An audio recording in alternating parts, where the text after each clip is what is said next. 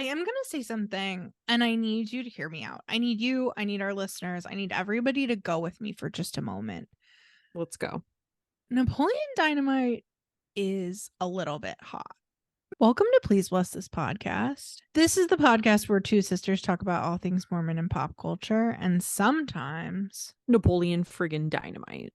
we dig almost 20 years into the archive for some truly iconic pop culture. You may or may not be wondering, is Napoleon Dynamite Mormon? And unless you're Mormon, in which case then you'll know. Yes. The answer is yes. 100% yes. But we're just going to talk about how Mormon he really is. So surface, watching Napoleon Dynamite again after, I mean, it's been years and years for me. It's probably been years and years for you. You know, first thoughts. It all came rushing back for me. The first time I ever saw this movie, I'm pretty sure was with you in theaters with our mom and one of my high school best friends who was not Mormon, had nothing to do with Mormonism. And I don't think we knew it was a Mormon movie when we went. We just like went. There was like a little buzz about it. We're going to the movies. Let's go.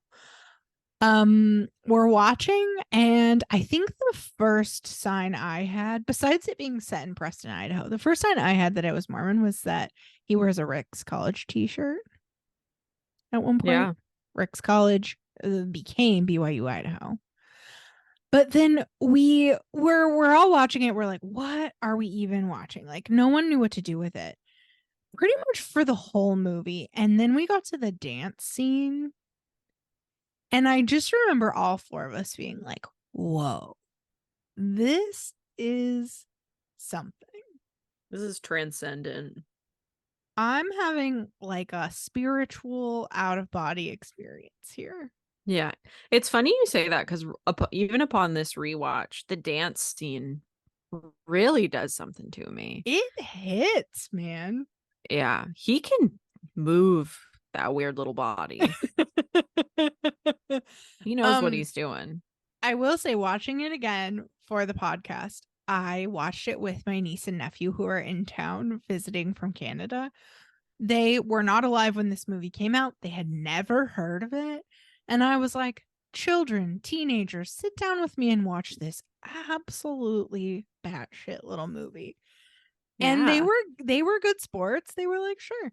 They were like kind of aghast through the whole thing. Like, what are we watching? What is this?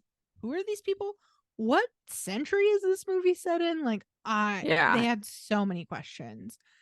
But at the end, I was like, what did you think? And they were like, I mean, wow. It worked. It worked. I'm glad to see that it still has its way with the youths. It charmed them. That's good. Like, my niece was like, I got to get on Reddit and see what that was about. Oh my gosh, she's so cute. Yeah, it was cute.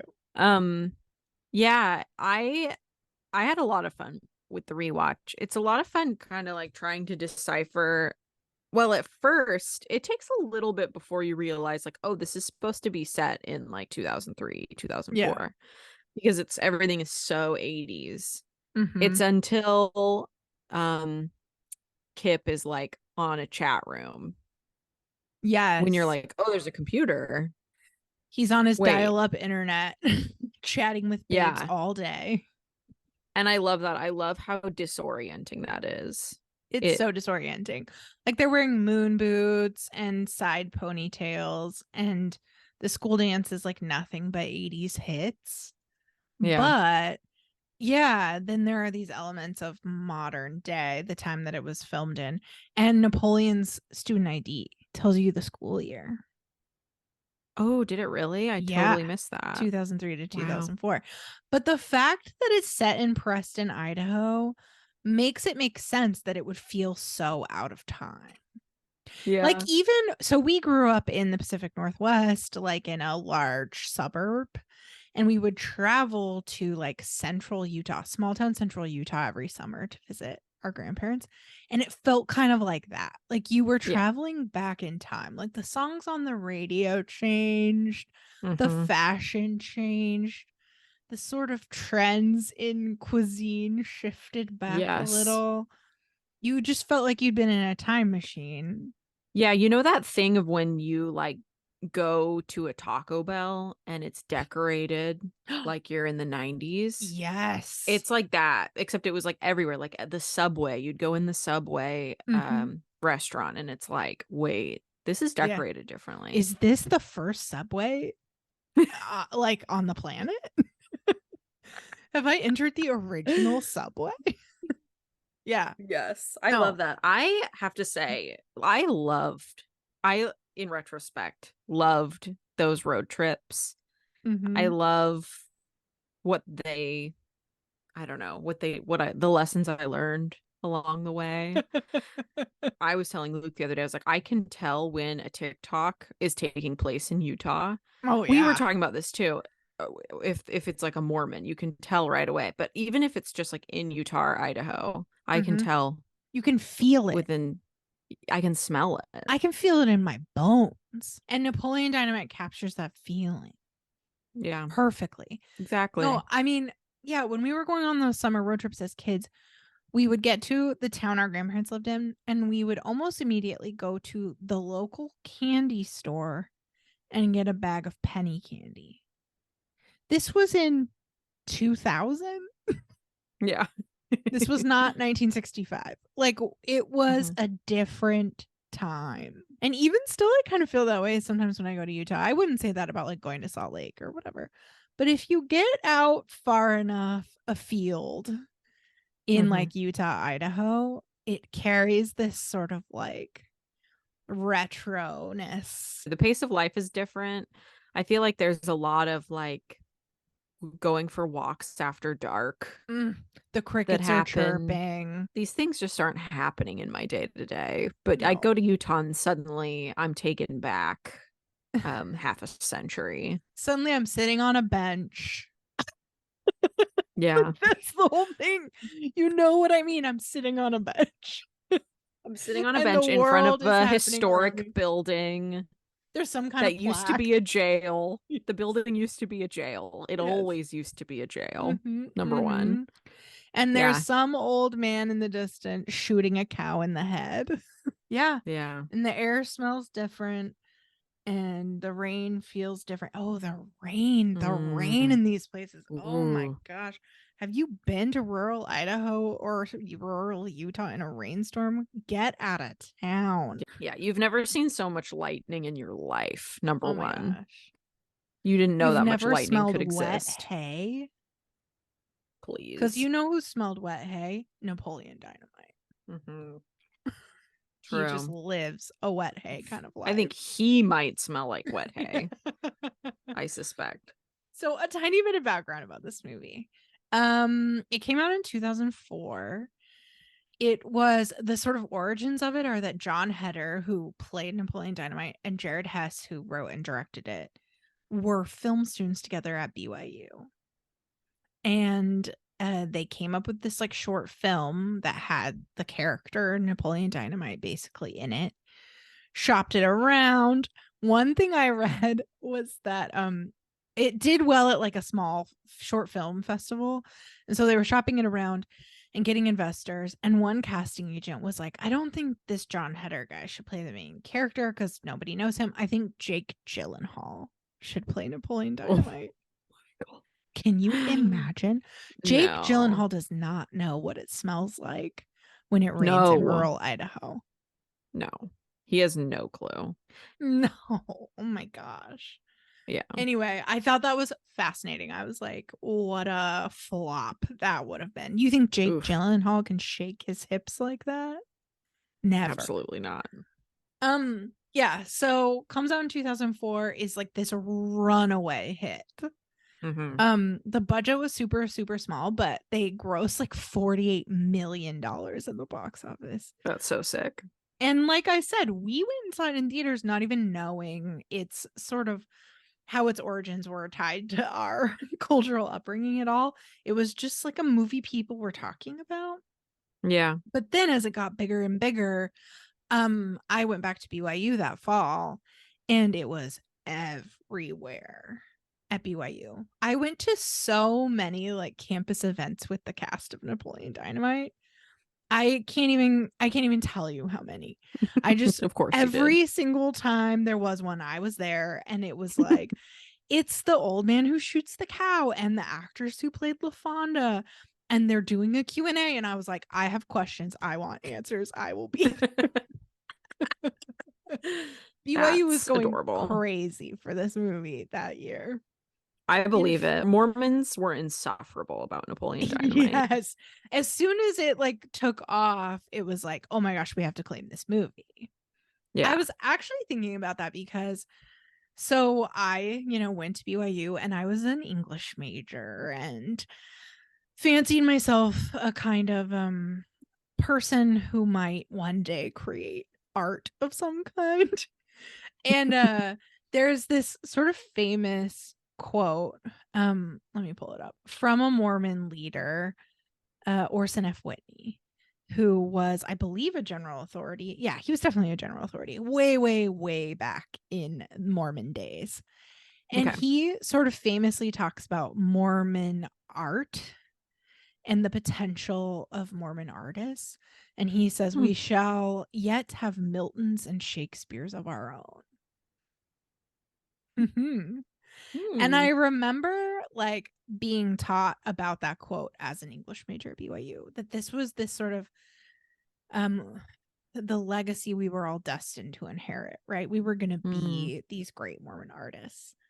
Sure. And so whenever there was even a glimmer of art that succeeded and was at all tied to Mormonism, it was like, see, it's happening. It's happening. Yeah, this is it. Yeah. And that was a big part of the whole like Mormon cinema boom of the early 2000s, right? Like, see, we're artists. We have we can do this well and still maintain our Mormonness. So it was like a big thing. People were excited about it. What's your reaction to that? I feel like you have a reaction to it. You're looking like you want to slap me in the face. No, not like I want to slap you in the face. No, not at all. I'm going over in my head like what could possibly be filed under that category. Right. Like Twilight. Right. Right. But BYU is famously like, Right. nah. Yeah, they don't seem Yeah. to have a strong connection to her. Is it Yeah, that Brandon Sanderson fantasy writer guy? Is who's he our that? Milton? He's super famous, Katie. He's like I mean, not in my world, but he's like a super prolific fantasy writer. And he works at BYU and teaches writing and publishes like crazy and has like a huge Oh, following. sure. I recognize some of his works. Yeah. Is Yeah. he the Mormon Milton? Honestly, this looks promising. Yeah, could be. Yeah. But I think it's like a thing that Mormons who believe in that potential get frustrated about. Like when I was trying to find that quote from Orson F. Whitney to remember what it was, I came across like articles like in By Common Consent and other places that are like, where are they? Where are our great artists? Like we're ready. So it's like this anxiety too. Like, why aren't we achieving this promised like artistic transcendence? Yeah. I think a lot of talented Mormon artists make the mistake of making Mormon art. Like just knock it off, you know? It's true. If Like you I think feel like about there are a folks who lot were of raised Mormon who are creating art that has nothing to do with Mormonism, and so you don't necessarily think about it as Mormon art, there are probably lots of them. Yeah. Probably. Ryan Gosling, famously Mormon, just killed it as Ken. Is he the great artist of Mormonism? Is this it? Right. Right. Sorry, I cut you off. But yeah, you think of like, I don't know, I feel like there are so many like Mormon painters, for example. Yeah. And it's just like maybe if you paint something other than Jesus, Mm-hmm. Might get a little more traction, Sure. you know? I And mean, like not you could that Milton and even Shakespeare didn't talk about Jesus. It's not that you can't. sure. It's just the only Mormon focus of things. And I feel like that's why Napoleon Dynamite kind of stands out, right? Like it's Mormon art that's not about Mormonism. And Right. that was really refreshing in I know. It's 2004 and just honestly like still is. cheekily references it very lightly, and otherwise it's just made by Mormons. It's Yeah. that perfect Yeah. And balance. because we're Mormon, we see Mormonness in it Yeah. everywhere. But it's Mhm. not about it. Right. And really, like, you don't see a ton. Like, I saw in the notes you referenced that painting in Trisha's house. Mm-hmm. That's the girl among the hollyhocks or whatever. It's like the little Yes. girl walking in the garden. And I feel like everybody in the 90s had that in their living room. Mm-hmm. Every Mormon. Yes. Every Mormon. Yes, yes, yes, yes, yes. And I was thinking about that because I was like trying to look up. I was like, what is that painting? And it's like kind of weird when you think about it that we all had that Yeah. just random painting of that little girl in our house. Like, who Yeah. is she? Right. And there I And feel what like there was like a little made up story about it sure. that I'm saying made up. I assume it's made up. I don't remember what the story was, but Mm-mm. I was like, why did we all have that painting? I feel like Right. nowadays there are more like, oh, everybody has this picture of Jesus, this picture of Mary. But back then it was like, no, we all have this picture of this little girl. In the It just flowers. gives me a sense of peace and calm. And it's Yeah. like she's walking with the Lord Right.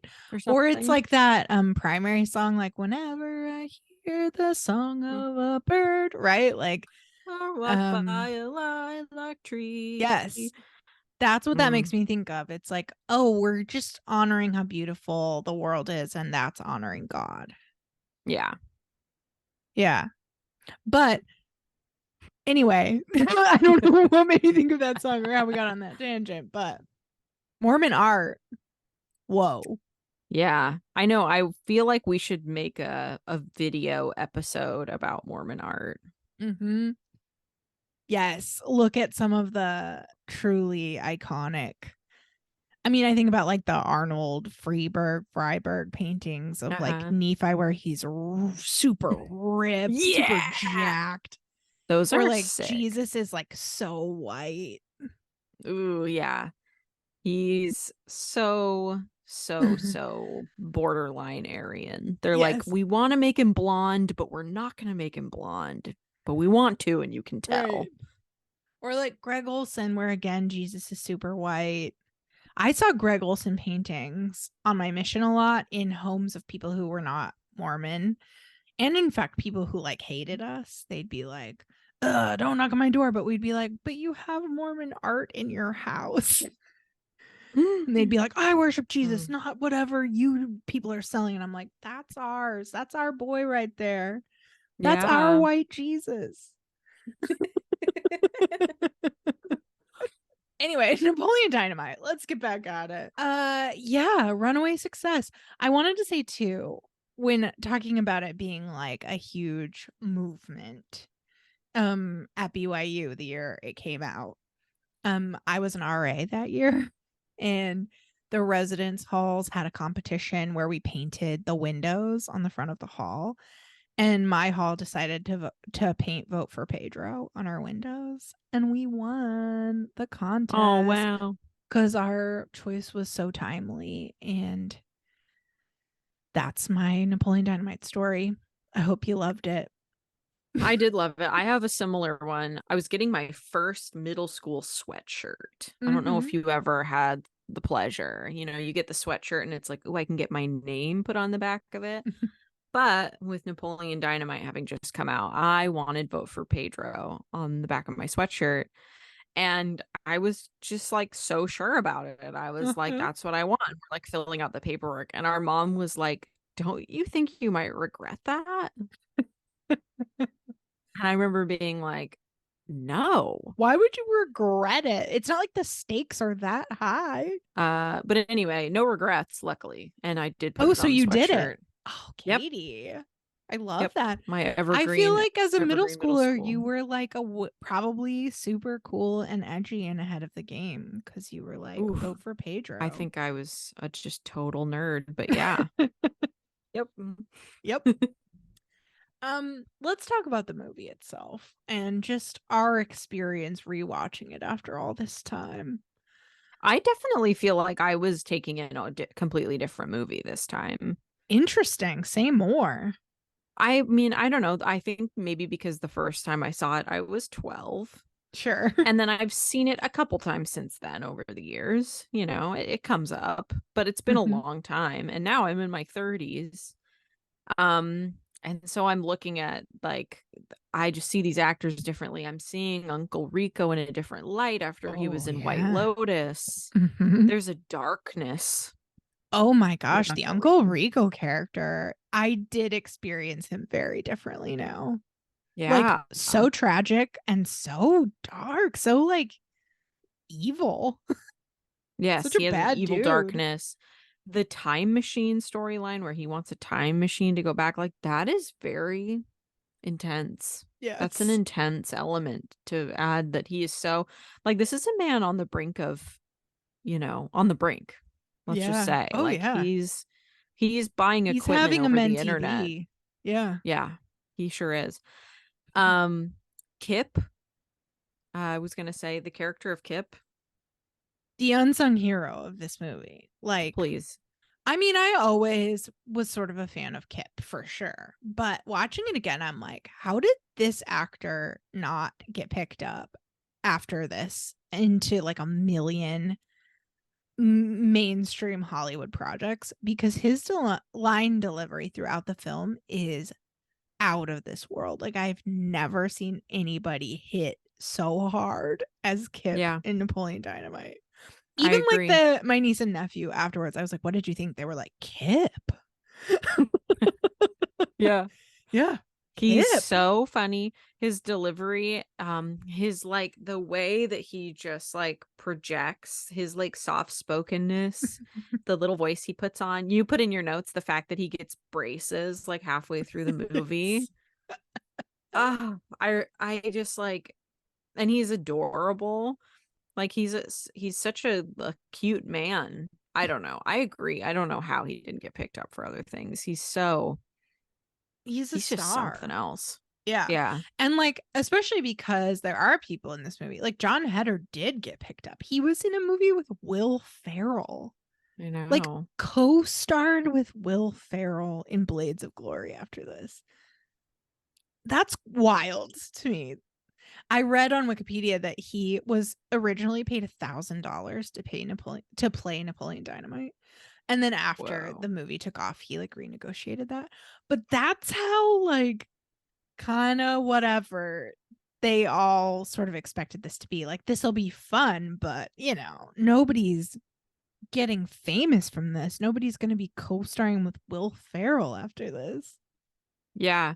Yeah, John Heder was like kind of a thing for a while. I mean, Napoleon Yeah. Dynamite, it really like encapsulated that like kind of like quirky, very like I feel like during that time period we were all really going for this kind of like 80s high school Mm, vibe, very like writing notes on lined paper. yeah.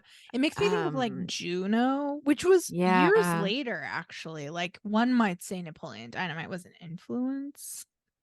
Yeah. I don't know that that's official, but it's a similar sort of aesthetic and feeling. A little Yes. bit out of time. Even Yeah. that The intro sequence where the like names of all the cast and crew are written out in like ketchup on a burger. mhm. Like that feels very of a time to me. I feel like the hipsters of the late 2000s were like being conceived in that Mhm. moment. Yeah. That was They the were like finding conception, their identities. They were having a spiritual awakening while right? watching Which the was title me, sequence. which to be clear, that was me. I was Yeah. the 12-year-old who was like, is my brain chemistry changing? Yeah. Is this who I'm meant to be? Right. Am I gonna get vote for Pedro put on the back of a sweatshirt? Am I a Deb? Am I gonna boondoggle At scout camp? at scout camp? Yeah. Am I gonna say your mom goes to college every time I hear the word Only college from now on? yes, only 1,000 times. I know, I was thinking about all the little things that have been picked up, the little quotes that we say Mm-hmm. from Napoleon Dynamite. Your mom goes to college. I feel like everybody said, Tina, you fat lard. I don't know what this word is supposed to mean, so forgive me, but when he calls Uncle Rico a bodaggett, Yeah. that Yep. hits. Yeah, it still works for me. I decided that if I were auditioning for Juilliard, I would do Napoleon Dynamite's current events monologue about the Loch Ness Monster as my audition. His line delivery in that is so funny. He like intentionally is mispronouncing words, but like is so earnest about it.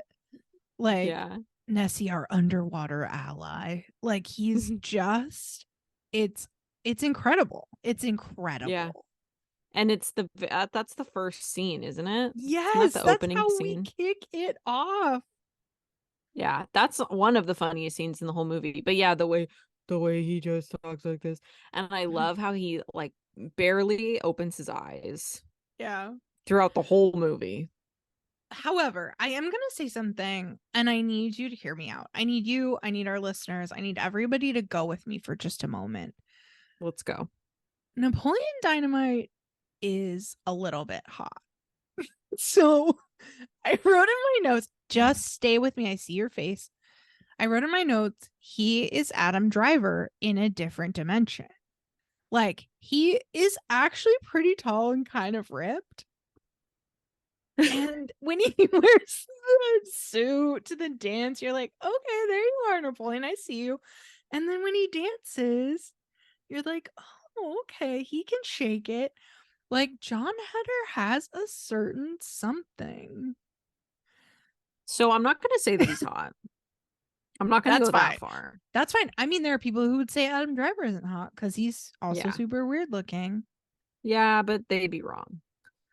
Um I but I do see what you mean. Adam Driver if he was from Idaho. Like Yeah. I see. Idaho is the different dimension I'm talking about. Adam Yeah. Driver, if he grew up Mormon in rural Idaho, that's who he'd be. Yeah. Yeah. I don't know. Now I'm like, could they have made him a little bit hotter? I mean, they literally could have. It could have still been John Heder. It's not like John Heder's an ugly man. Yeah. But just like they should have let him be a little bit hot. I would submit they did let him be a little bit hot. Okay. Fair. I Fair, fair, mean, fair, there's fair, one fair. scene where he's wearing like, well, there are multiple scenes where he's wearing like horse t-shirts, and I'm like, oh my gosh, he is again the crossover with our current moment. He has Kenergy. He Mm-hmm. is Ken post like patriarchal awakening. Not that I think that's what we're aiming for, but it is like, yeah, in rural Idaho, this is your idea of like masculinity, right? It's like I have a horse on my shirt. That is Yeah. so funny. It is really funny. Speaking of masculinity in Idaho, I don't remember what his name is, but the character that's supposed to be Summer Wheatley's boyfriend, the like Yes. blonde Oh, guy, the douchebag. he is so well cast. He is the Holy other one who I'm smokes. like, this guy is stealing the show for me. In the way he just looks like so disgusted and superior at everything that everybody does. He's just like, ugh, ugh, ugh, about Yeah. everything. I was like, not only is this the most Mormon dude I've ever seen in my freaking life, but he is Yeah. so the like rural bully who, because there are like 16 people in his school, he's like, I'm so hot and cool and no one can touch me, but he's just Yes. a dork. Total dork. Total Yeah. dork. He's like popping his collar and Yeah. like scoffing at everybody. Oh my He gosh, he also would get looks like eaten. 35. Yeah, it's true. He would be eaten alive outside Oh, of Idaho. yeah. It's No, he awesome. is so perfectly cast. He should be the bully in every Hollywood film that is ever made. He should still be playing a teenager to this day. Okay, some things about this movie that are super Mormon. Let's just throw a few Okay. out. Boondoggling at scout camp. Mormon, Mormon, Yeah. Mormon. The Anything red flags are scouts. flagging. Yes. The way that the white teacher talks to Pedro in the scene where we first meet Pedro, and he's like, I don't know how you do things in wherever, Mexico Juarez. or yes, but here we do it this way. I was like, whoa. We are I mean, leaning into racial microaggressions here. I mean, he's straight up aggressive. He's like, he says something like, "You speak English, don't you?" Oh yeah, Or that's something like right. that. Or at the end when Summer Wheatley says, I don't know who wants to eat chimichangas next year, because she's running against Pedro for class president. She's like, Right. but not me. I was like, whoa, Whoa. Summer Wheatley is a freaking racist. By the way, Yeah. Summer Wheatley is played by Haley Duff, sister of Hilary Duff, one of the great coups of this film. You got a Duff Yeah. sister. Wow. Period.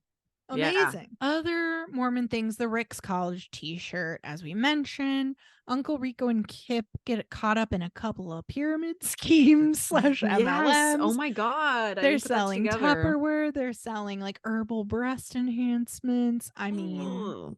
could you be any more Mormon? Honestly, the music at the school dance, like Forever Young, Mhm. time after time, am I at a stake dance? I mean, we've covered this topic extensively, Katie. That was a Mormon dance. That was a beautiful Mormon dance. The fact that the girls were wearing like white, like Mormon wedding dresses to Yes. prom. Right. They were so conservatively dressed. And these were like popular hot girls. Like Summer Wheatley Right. and Trisha were dressed like they were going to their baptism. Also, Kip and LaFonda get married after 2 months. 2 months after meeting. Mormon. Mormon. One other Mormon thing about the movie, it's not in the movie. I just learned about it today reading on Wikipedia.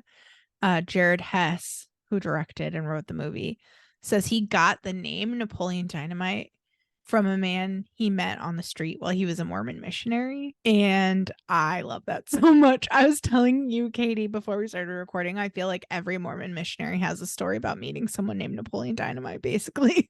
Like you were always meeting characters who were like, my name's Napoleon Dynamite. Do you think this guy was just messing with him? I think his name was Napoleon Dynamite. I Okay. think when you spend all day, every day out walking the streets, talking to everybody desperate to like connect to anyone who will talk to you, you meet people named Napoleon Dynamite. I met a man on my mission who was named Hot Chocolate. Oh, wow. That was his name. Wow. And he I was love a that. lovely person. He was so nice. He actually he actually got baptized. And it was quite a story because the sisters had been teaching him for a long time and they were doing his baptismal interview, the district leader or whoever. And one of the questions they ask in the baptismal interview is whether you've ever killed anybody. I don't know if they asked that directly or if it comes out through other questions, but it came out that he had. And he had spent like decades in prison for murder. He had been like a young teen who got caught up in something and he had killed somebody. And at that point he was like in his 60s. He was an old man. So he had to get first presidency approval to be baptized. And it took a long time. And so I came into the picture right when he was getting baptized, but I hadn't been a part of any of that. I was just like, oh, hey, you're getting baptized? Cool. And he's like, yeah, it's been quite a process because of my murder. And I was like, oh my gosh. Hot chocolate. He was a really lovely, sweet human being. and he had worked with so many sets of sister missionaries because he'd been waiting for so long to get baptized. And he gave us all nicknames. And my companion at the time was really kind of uptight, difficult person. And he called her Sister Broccoli. And she hated that. She was like, come on, Sister Broccoli. And like, he was definitely digging. He was definitely trolling her by calling her that. And then I was like her new companion. I was brand new to the mission field. And she was my trainer and she took herself very seriously. She was Sister Broccoli. And he met me and he's like, you're Sister Cool. And she was so mad that she didn't talk to me for the rest of the day. She was so mad that Chocolate called me Sister Cool.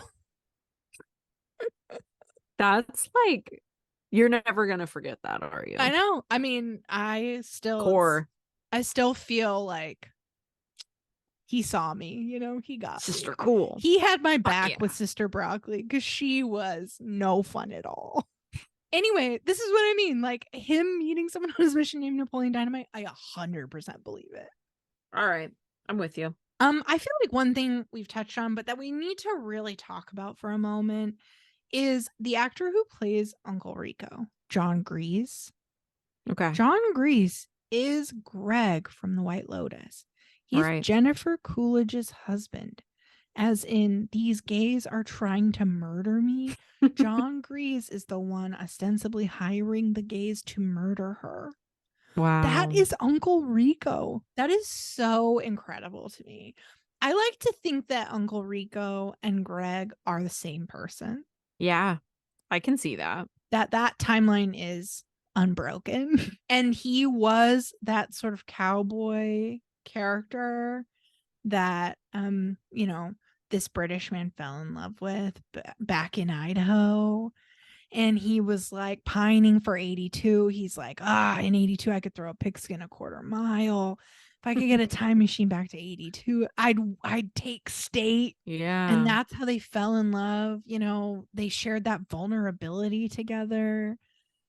And then and like, I just feel like Uncle Rico could commit a murder. In Napoleon Dynamite, I'm like, this guy's either going to kill himself or somebody else. Yeah. Like, he has a deep, dark need, want, longing, unfulfilled dream, you know, and it is eating away at him every second of every day to the point that he is bullying his own teenage nephew. Yeah. And also, like, there's a scene where he goes to Deb's glamour shots and he tries to sell her the breast enhancement herbal things and says, like, Napoleon said you'd want this. It's actually super creepy and dark and kind of upsetting. They could have not done that. Yeah, that's when Uncle Rico became Greg. There it is. But again, that's beautiful, Lisa. What a coup to get like a Duff sister to get John Grease, who will one day play Greg in The White Lotus. Wow. White Lotus, Napoleon Dynamite the crossover. Unsung hero. Yes. It's all just, I mean, this film, it slaps. Yeah, it sure does. After all this time. I think Napoleon Dynamite is the Milton and the Shakespeare of Mormonism. I think so too. I think it's the best we have to offer. I can't think of anything better. If you can think of something better, I'm open. Send it our way. We're happy to discuss it. But I think that Napoleon Dynamite is up there. Yeah, non-religious Mormon made art. Mm-hmm. Does it get any better? If you have thoughts, email us at pleaseblesspod@gmail.com.